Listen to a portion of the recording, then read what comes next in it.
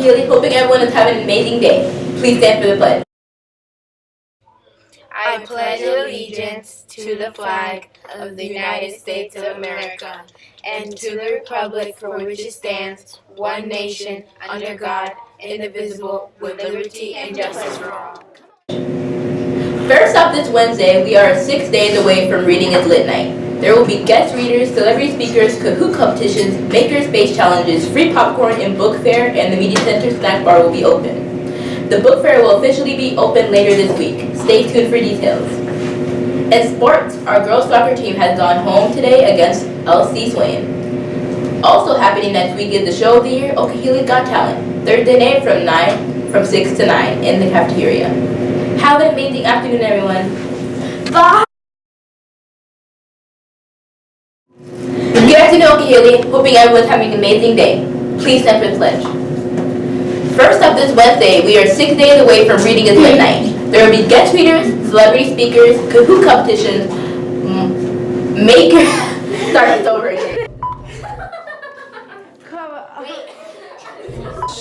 Oh. Good afternoon, Okehilli. Hoping everyone's having an amazing day. Please stand for. I'm tired. Go. I'm tired. Testing. Stop! What are you doing? Go to the AAA for the maps. Yes, no. I mean, the record companies gave me the maps and the itinerary and this thing. The Negro Motorist Green Book. Yeah, it lists all the places colored because stay down south. Like, if, traveling while black. That's Viggo Mortensen and Linda Cardellini in the Golden Globe-winning movie Green Book. The movie's title is a reference to the real Green Book, a traveler's guide back in a hostile time, which some people still remember all too well. Our cover story is reported by Martha Teichner. The fabulous Miss Mary Wilson.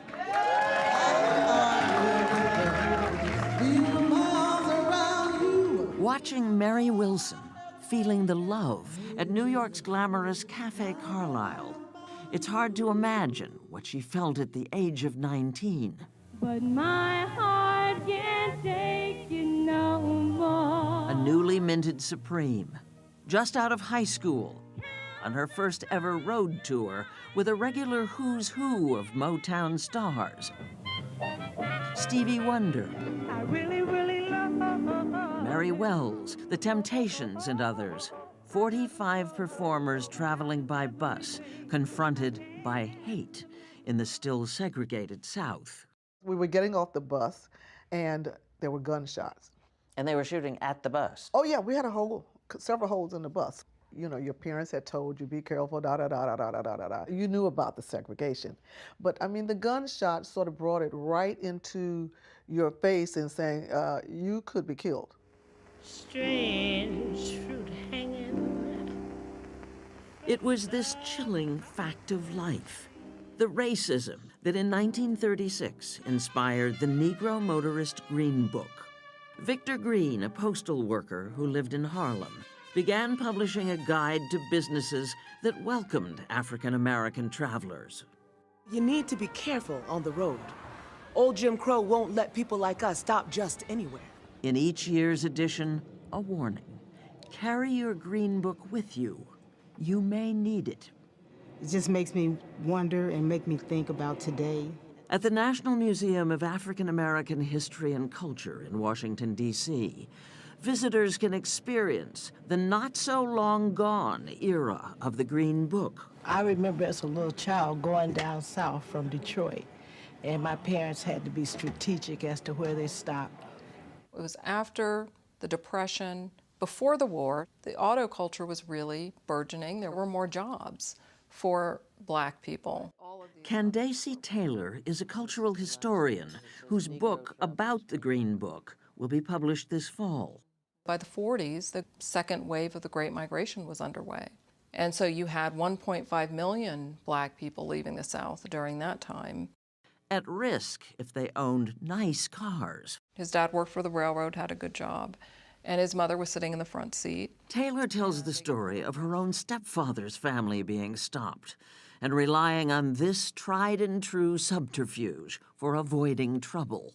So the sheriff comes to the door and says, who's this car? Where are you going? Who are these people with you? And his father says, you know, this is my employer's car. He looked to his wife and he said, and she's the maid, and this is her son. And then the next question was, well, where's your hat? Meaning the chauffeur's hat. And he said, it's hanging right in the back, officer. Essentials for driving in and out of the Jim Crow South, that chauffeur's hat and the Green Book. The Green Book was like a Bible. You did not leave home without it. I think this was taken in Louisville. Alice Clay Broadwater relied on it. She was a teacher then, traveling with her lawyer husband and small children between Boston and the South. Black travelers in those days, in the 50s, had to carry the Green Book if they needed to stay overnight someplace, or if they wanted to know where they could eat. Unless, of course, there were no Green Book listings en route. It was not only frightening, it was very unsafe. If you're stopping on the side of the road, you know, you can't really sleep. So you'd pull off the road to take a nap? Yes. Or to sleep? Yes. Because there was no place else? Absolutely. Get your kicks on Route 66. Route 66 was a huge hit for Nat King Cole. But here's the irony. For black travelers looking for places to stay along its more than 2,400 miles, good luck. Green Book sites were scarce. So-called sundown towns were plentiful. You'd see a sign on the way in. What would it say? N-word. Don't let the sun set on you here. You could have a Green Book, but you could still find yourself in a sundown town at the wrong time, and sometimes you'd be escorted out of town by law enforcement. Sometimes you'd be harassed or chased, or worse. Often a safe place to stay. This was one of the rooms? Yes, this is it. Was a room in someone's house. Since 2014, this historical marker has stood outside a Green Book-listed tourist home in Columbia, South Carolina. You've got all kinds of pictures here. Run by Reggie Scott's mother and aunt. That's you as That's a me, kid? yeah. 89 now, Scott grew up in the Harriet M. Cornwell tourist home and became a musician because of the players who stayed here. Cab Calloway was my greatest excitement. He came in house. And Tripped. He was here in this house? Yes, Cab was here. Wow. If there's one common denominator we found doing this story, it is the musicians. The unbelievably famous names, who were also victims of segregation. Duke Ellington and Billie Holiday stayed here. A lot of times they were performing downtown, where they were welcome to perform but not welcome to stay. The Rossonian Hotel and Lounge in Denver, It's amazing.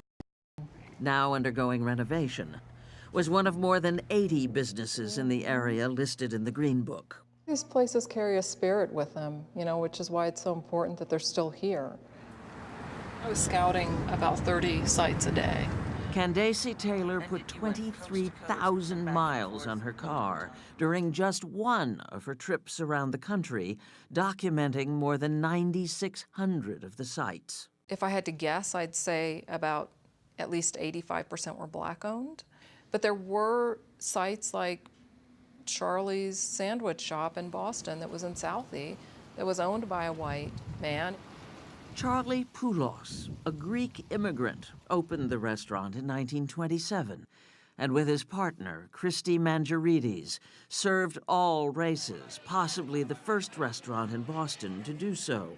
Was there a backlash? There was, yeah. There was some pushback. Damian Marcianti bought Charlie's in 2017. The original owners did not care.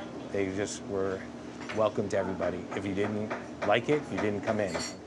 It didn't hurt that the Black Pullman Porters Union had its headquarters upstairs. The railroad workers spread the word about Charlie's even before it began listing in the Green Book in 1947. And of course, the jazz greats read their Green Books and came to Charlie's.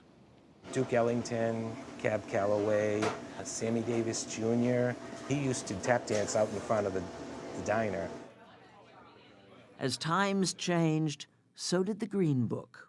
For sale by subscription and at Esso gas stations, in its heyday, it sold 2 million copies a year. But in the 1948 edition, Victor Green wrote, "There will be a day sometime in the near future when this guide will not have to be published. This is when we as a race will have equal opportunities and privileges in the United States." And then that day comes, and he never lives to see it because he dies in 1960. In 1964, the Civil Rights Act was passed, mandating the end of segregation. Publication of the Green Book ceased in 1967. It was largely forgotten, its true legacy underestimated. Walk with me. It's so important that we look at the Green Book not just as a historic travel guide, not as just something that we needed in the past, but what the Green Book teaches us is about the resilience and the courage of what Black people were able to do and accomplish in spite of the circumstances and everything that happened. Come on and walk with me, Lord.